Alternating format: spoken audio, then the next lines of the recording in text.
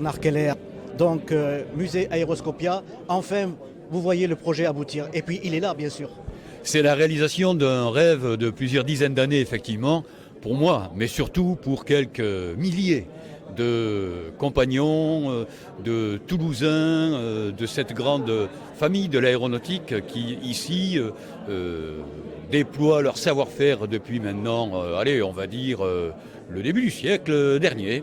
Et c'est justement légitime que de fixer cette identité avec la mémoire de cette existence passée. Vous savez, l'histoire de l'aéronautique est relativement jeune. Elle a débuté finalement au début, il y a un peu plus de 100 ans. Bon, il y a Clément Ader, évidemment, qui était le muretin de l'étape, mais un Allemand qui s'appelait Otto Lilienthal, et puis les Américains, les frères Wright. Mais c'est surtout entre les deux guerres de 14-18 et de 39-45 que là, c'est vraiment constitué un ciment industriel avec des noms comme Latécoère, comme Breguet, comme de Watine, qui étaient ici. L'épopée de l'aéropostale, elle est partie d'ici. Et au sortir de la Seconde Guerre mondiale, là, il y a eu un très fort développement d'une aéronautique qui s'est civilisée, qui devenait un moyen de transport civil de personnes et également de charges marchandes, de fret. Et là, SNCAS, la Société nationale de construction des avions du Sud-Est, a lancé des projets comme Languedoc-Armagnac. Sud Aviation, ça devient Sud Aviation. Caravelle, tout le monde s'en souvient. Concorde.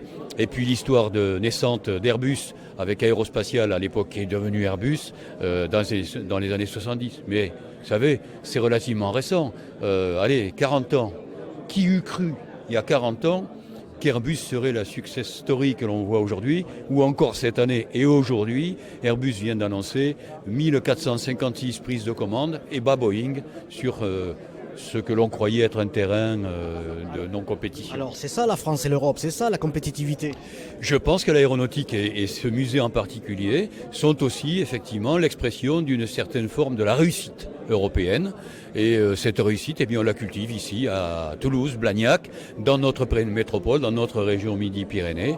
Et c'est une signature identitaire qui nous colle à la peau. C'est aussi, pour demain, une destination touristique, de tourisme d'affaires.